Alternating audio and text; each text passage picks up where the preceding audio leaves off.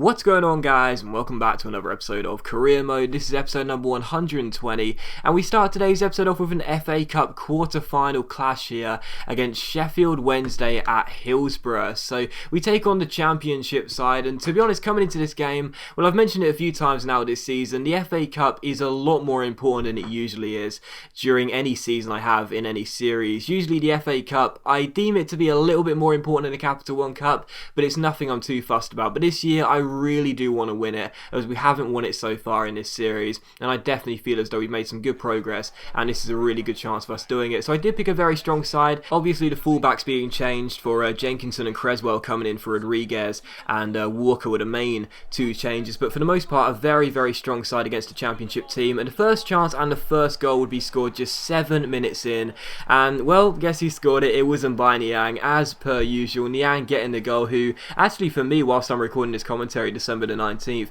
people have been commenting and tweeting all day telling me it's his birthday today. He's turned 20 on December the 19th, but still he celebrates like it's his birthday from this goal. Very nice finish by Niang. Gets his first goal in the FA Cup because he barely ever plays in this competition, and he makes it 1-0. And in the 29th minute, Sheffield Wednesday had a corner here, and they had to see Aaron Creswell get the ball off the line there. The shot at the near post was well blocked by our left back, and he kept the score at 1-0. Nothing really much happened then until just past the hour mark when Niang went down the right outside, cut inside, went to shoot. Zayate made the challenge, but Wilshere picked out Henderson. Henderson then drilled in across, and at the far post, Lacazette was on hand to turn it in and make it Sheffield Wednesday 0, West Bromwich Albion 2. So they'd seen the ball get cleared off the line, but other than that, Sheffield Wednesday, they showed that there's a clear gap in class between Championship and Premiership, and the winners of the Premiership as well last season, because quite frankly, we were just controlling the game. I guess that's the best way to explain it, and that goal made it 2-0, and surely no way back for Sheffield Wednesday. But in the 68th minute, they would have a good chance here. Giles Coke finding Stobbs down the right hand side, inside to Stevie May, who finds McCabe, and his shot goes just wide and behind. So almost a very nice goal there, but still 2-0. But in the 76th minute, how about this? Zambrano wins the header and gives it to Leandro Madeira, and well, our 16-year-old is yet to score for us so far. But if you're going to score your first goal for the club, I think I mentioned this before, if you're going to score your first goal for the club, try and make it a memorable one, and that is as memorable as it comes. What a goal by Leandro Madeira, without doubt one of the best goals of this series, let alone the season there. Picked the ball up and just thought, I'm just going to let fly from range. He's 35 to 40 yards out, and what an absolute screamer that is. On the left foot, smacks the inside of the near post, and Kieran Westwood, who I actually think is a pretty decent goalkeeper in real life, has absolutely no chance with that. In front of the travelling fans as well, to make it look even better with their arms aloft. They already know the ball's going in. What a goal by Madeira. Unfortunately, there was no substitute animation, so I just had to show this instead, but yeah, I did bring him off for Jordan Henderson, and what a great change that was. So our 16-year-old Brazilian at the academy makes it Sheffield Wednesday 0, West Bromwich Albion 3, getting his first goal, and what a goal it was as well. And I was kind of frustrated, but in stoppage time we would lose our clean sheet as well. Sheffield Wednesday grabbed themselves a consolation goal. It was never going to be anything more than that. They weren't going to have a late rally and send this game to a replay at the Hawthorns, but it was just a really frustrating goal to concede, because it was just a long ball forward into the box, and when you got a commanding centre-back in Zambrano, and I think Sane started as well, those are two great centre-backs in our club. And of course, they've been really good all season. And again, you see in the 90th minute, they ended up seeing the ball cleared off the line by Zambrano here. They almost scored 2 goals in stoppage time for a result of long balls. And I was like, don't get me wrong, I'm really pleased we won that game by 3-1, and we did put in a good shift, no doubt about it. But the fact of the matter is, that is really sloppy right at the end. And one of the things about this season, one of the key things about this year in career mode that's been different to most of the career mode seasons I do, is that this year we've been so solid and so tight defensively, and we've barely let in any 90th minute goals, which is a common theme in my career modes, really, conceding and sometimes scoring as well 90th minute goals. But to concede one there and always concede another one as well would have been unbelievably disappointing. But thankfully we did get the win by 3-1.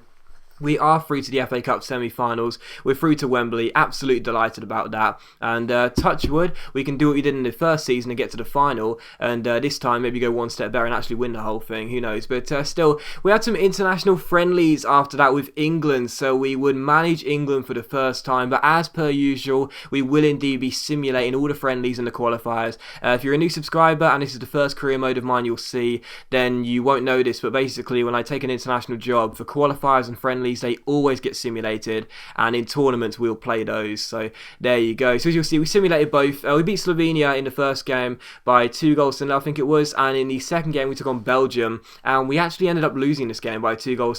Benteke and Dembele getting the goals to cancel out Sterling's opener in the game. So we win one, we lose one, but we're not really fussed because, again, it's international friendlies and we don't really care regardless. But still, nice to know that now we are England manager, we can actually select quite a few players for our squad. And you would have seen as well in the second game, I will of course always drop those players who I want to play in the next game, other than the goalkeeper Joe Hart, who started that one, because obviously I like to have a fully fit squad. And we do take on West Ham United for the second game of today's episode here. And you may notice as well, I'm actually speeding up the intros to the game with the badges and the team sheets as well, just because, you know, it does sort of slow down the episode a little bit. So if you want to pause and check out the squad in its entirety, then just pause the video whenever you like, and that's totally fine. But we did indeed take on West Ham United, and as you would have seen, they are bottom of the table so far, and we are top as well. So we look as though we're going to be champions. They look as though they're going to finish with the wooden spoon this season, and that's why I thought it would be all one-way traffic in this game, but it wasn't, because in the first few minutes West Ham had the first couple of chances and they almost scored early on, and in the 21st minute Maiga comes forward here and finds Fabinho, who gets past his man and shoots, and again Joe Hart has to make a very good save. So everyone must have been thinking this will be a complete demolition for us and we'll just absolutely smash West Ham, but the fact of the matter is they got off to a very good start, and if it wasn't for Joe Hart it would have been 1 or possibly 2 goals up. But in the 26th minute here, well, we only really need one chance and we only really need one player on so many games, and of course it is M'Baye Niang, who scored against Sheffield Wednesday, and he scores in this game as well. He makes it 1-0 in the 27th minute, nice little Berber spin there and a great finish into the bottom corner, gets another goal this season, and this guy is once again on course for a 3rd consecutive golden boot as things stand. In the 56th minute we'd go and make it 2-0 from a corner as well. Kevin Savanier whipped the ball in, and Jack Wilshere, a very rare goal scorer, in fact I think it's his first goal for the club, makes it West Bromwich Albion 2, West Ham 0. So I know it's his first goal in the Premier League, and I'm pretty sure it's his first goal for the club as well. You'll see the goalkeeper Spiegel, I think it is, gets nowhere near it, and Wilshere beats him to the ball and heads it into the open goal. So West Bromwich Albion 2, West Ham United 0, the points already looking secured, and in this game I was desperate to make sure we would get back to clean sheet ways, and we would as well, because the final chance fell there, but Bolde's header went onto the bar and Joe Hart grabbed the rebound, and it was how the game would finish. So a 2-0 victory for West Brom, glad to get another win, and good to get back to clean sheet ways as well. You know, clean sheets have been such an important theme for us this year. I always like to have a good consecutive run, so it's glad to get back to one now. And although it was a relatively subpar performance, you know, I'll admit that we only really had 2 chances and we scored 2 goals from them. If West Ham were more clinical, they probably would have won. The most important thing was the 3 points, and clean sheet to show is always nice as well. And so for the 3rd and final game of today's episode here, we took on Milan in the Champions League quarter-final first leg here. So the Italians come to take us on at the Hawthorns in the quarter-finals of the Champions League, and of course we beat Barcelona in the round of 16, so I thought there's no reason why we can't beat Milan as well, because I do feel as though Barcelona are a stronger squad. And as you looked at my team as well, I did pick a very decent lineup. There were some changes. Obviously Carroll coming in was one of the main ones for Lacazette getting dropped to the bench, and of course Carroll hasn't actually scored a goal in quite a while now, so that was an interesting change for me, but I thought maybe you could bully the Milan centre-backs and use that energy. But the first chance would fall in the 9th minute here, Niang playing the ball forward towards Andy Carroll, who nods the ball past Alex, and well, it's exactly what I said. Andy Carroll just uses his strength, gets himself into a good area, takes on the last defender Alex, and I love the way he took that goal as well. It is his first in quite a few games now. You see this on the replay here, he just nods the ball past Alex and then finishes it. A really composed finish by Carroll, and he does make it 1-0 to West Brom. So brilliant take by our striker, and in the end it was a good decision to play him ahead of Lacazette, as he makes it West Bromwich Albion 1, Milan 0. So 1-0 to West Brom, but in the 28th minute the Italians came back here with Poli finding Patagna, who strikes the ball, but Joe Hart tips it behind for a corner with a very good save. And in the 38th minute we give the ball away again. It's Bonaventura on the ball for Milan, who finds Poli.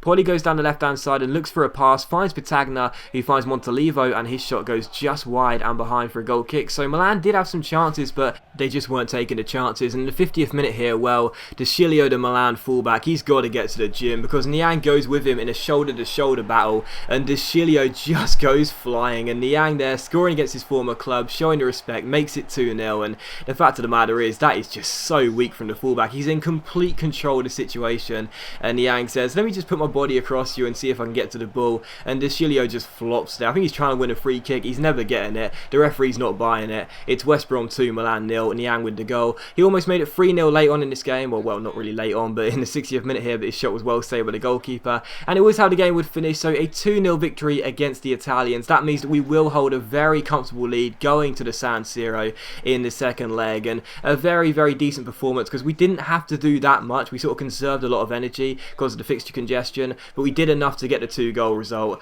and I really do feel we are the favourites going back to Italy. But as always, guys, a big thank you for watching the video. Really hope you have enjoyed it. If you have enjoyed today's episode of Career Mode, then please do leave a like, and I'll see you for the next episode very soon.